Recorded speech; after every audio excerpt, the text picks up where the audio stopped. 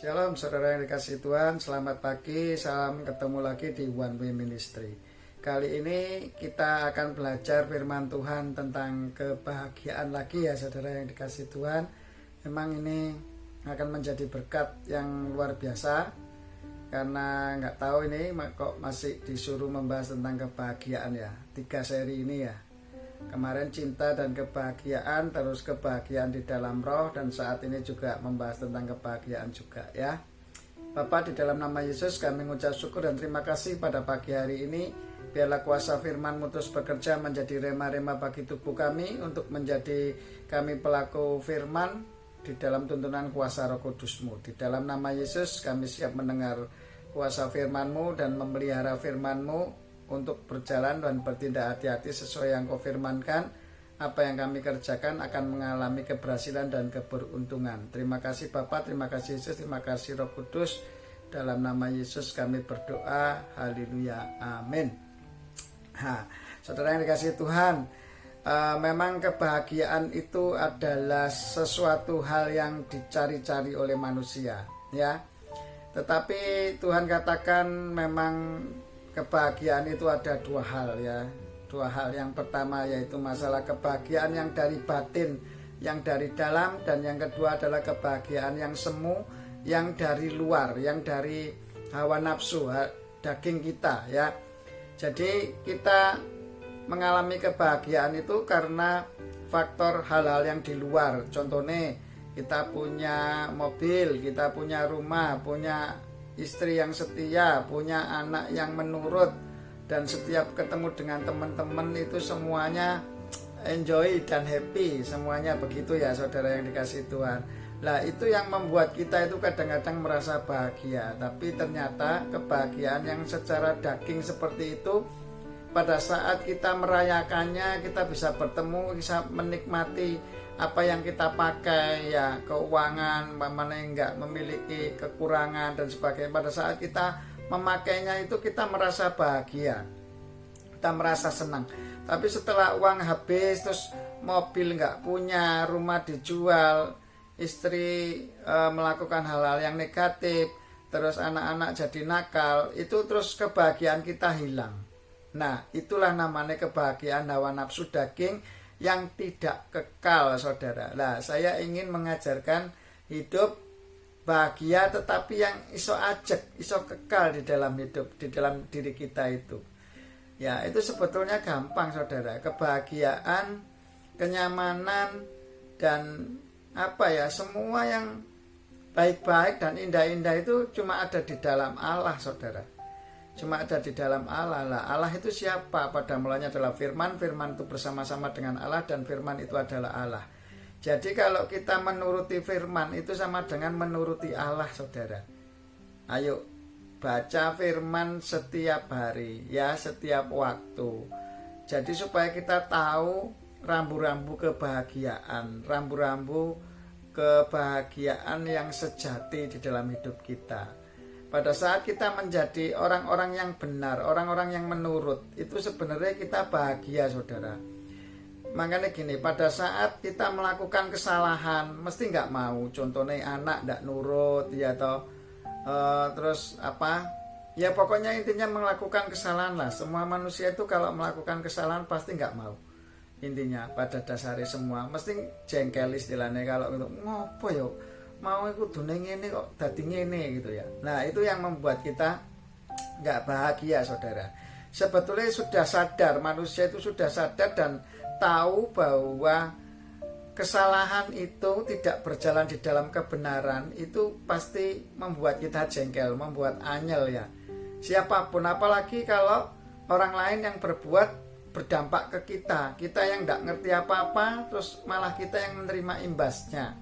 Contohnya naik mobil, sudah parkir di lampu merah, ternyata dari belakang remnya blong, nabrak dari belakang, dier gitu, kita mesti jengkel gitu loh ya. Kita marah-marah karena ada kesalahan yang dilakukan orang lain yang berakibat kepada kita.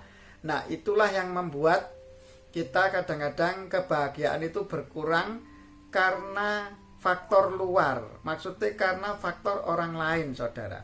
Nah ini yang membuat kata Tuhan, Di firman Tuhan ya dikatakan di dalam Lukas pasal 11 ayat 28 itu, bahagia itu kalau kita mendengar firman Tuhan dan memeliharanya, gitu loh. Memelihara itu berarti merawat, saudara. Merawat itu ya berarti diperhatikan gitu ya, kayak dikasih makan ya, toh nggak dikasih makan, nggak dikasih minum ya bisa mati manusia. Lah kalau tubuh ini kita sebagai ciptaan Allah ini nggak dikasih firman Tuhan, nggak dikasih kebenaran, nggak pernah dikasih makan, nggak pernah baca firman, nggak mau melakukan firman Tuhan, ya mati lama-lama, saudara. Kering. Masuknya apa, saudara? Kalau pohon kering, ya udah dibakar aja enak supaya ndang hilang, ndang lenyap gitu ya.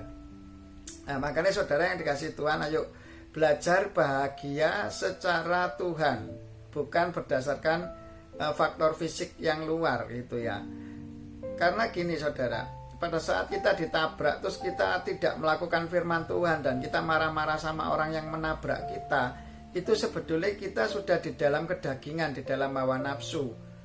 Nah, kita kan nggak ngerti dia itu salahnya kenapa gitu kan, remnya blong kenapa, apa semua kecelakaan itu disengaja, saudara? Ya enggak lah, karena ngantuk, karena apa, pasti karena kesalahan, karena kelalaian. Jadi semua kesalahan manusia itu banyakan bukan disengaja, tapi karena terpaksa. Jadi dia melakukan seperti itulah. Makanya tugasnya kita itu tetap di dalam firman Tuhan dan mendoakan.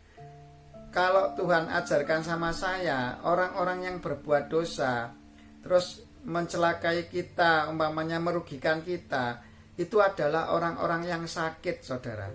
Kita semua ini ciptaan Tuhan. Kasihilah sesamamu manusia seperti dirimu sendiri. Nah, kalau anggota tubuh kita ada yang sakit, ya harusnya diobati, saudara. Bukan diolok-olok, bukan dihina, membenarkan diri sendiri ya.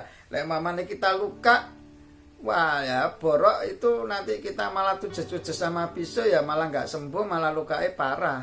Nah itu kalau kita marah-marah bagi orang yang bersalah kepada kita, kasusnya seperti itu, saudara.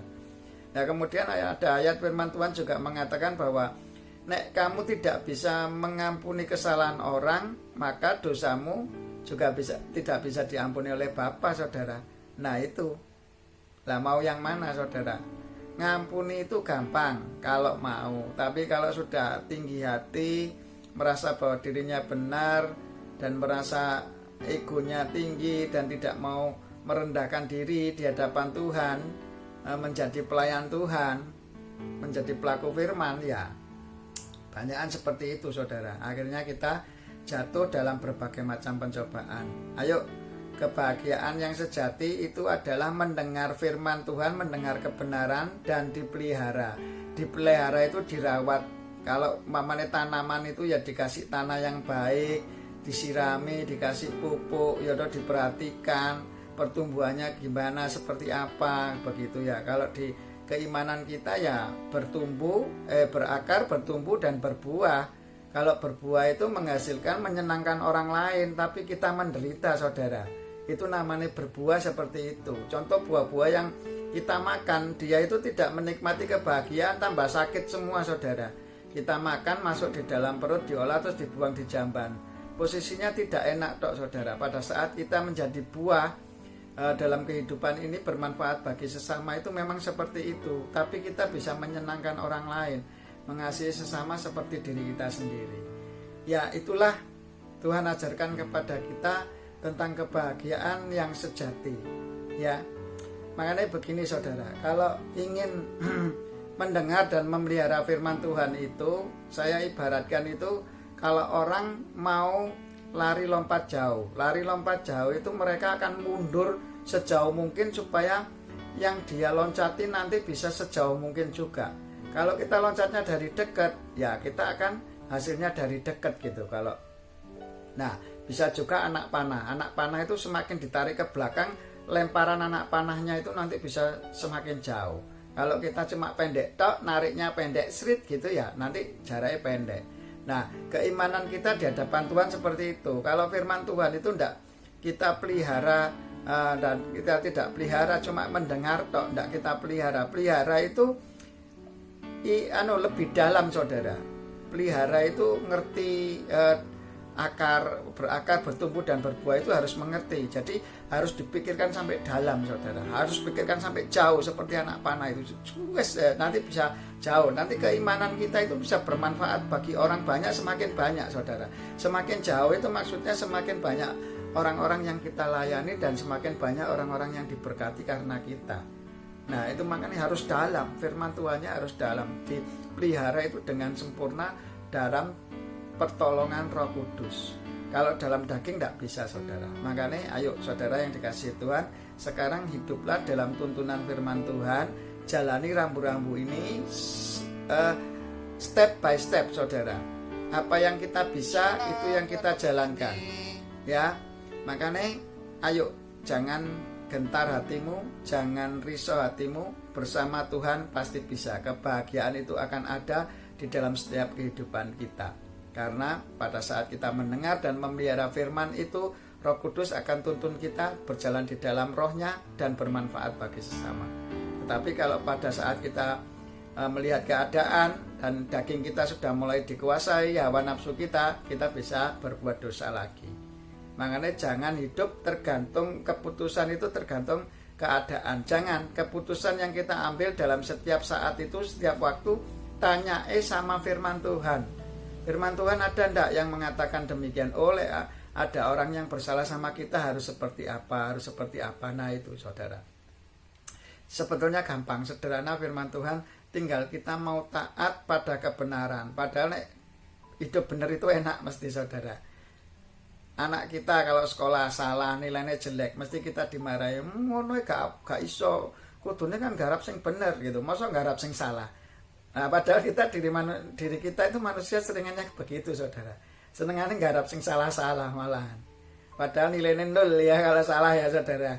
Tidak ada nilainya. Di hadapan Tuhan ya mati itu 0, kosong, tong kosong nyaring bunyinya. Tetapi kalau di dalam Tuhan kita hidup benar, ya toh ngarapi benar, nilainya 100, saudara. Nilainya itu kehidupan kekal kalau bersama Tuhan. Oke, terima kasih Bapak, terima kasih Yesus. Kiranya firman-Mu ini sederhana dan membukakan mata rohani kami lebih jauh lagi.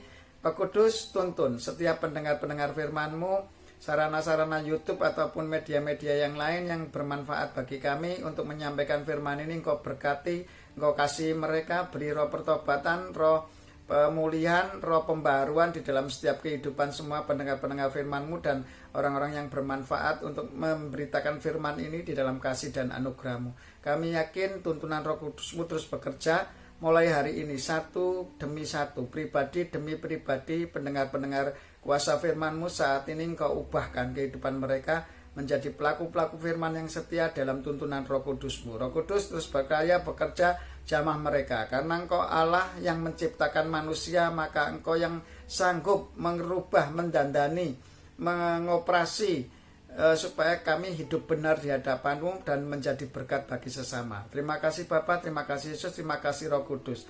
Bapa kami yang ada di dalam kerajaan surga, dikuduskanlah nama-Mu, jadilah kehendak-Mu di bumi seperti di surga, dan berilah kami makanan hari ini secukupnya, dan ampunilah kesalahan kami seperti kami mengampuni orang yang bersalah kepada kami, dan janganlah masukkan kami ke dalam pencobaan, tetapi bebaskanlah kami dari yang jahat, karena Engkau yang punya kemuliaan, kuasa, keagungan, kejayaan, kemasyhuran, dan kekudusan bagi nama Yesus Kristus Tuhan atas Engkau sendiri ya Bapa. Terima kasih Bapa, terima kasih Yesus, terima kasih Roh Kudus.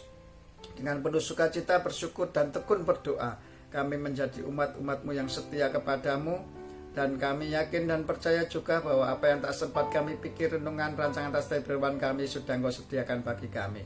Dan kami yakin dan percaya semua pendengar firman-Mu juga hamba-hambamu yang sudah Engkau pakai di seluruh muka bumi ini, kami yakin dan percaya sudah mempersembahkan tubuh sebagai persembahan tubuh yang hidup, yang kudus, yang persembahan yang hidup, yang kudus, yang berkenan di hadapan-Mu sebagai ibadah yang sejati. Terima kasih Bapa, di dalam nama Yesus.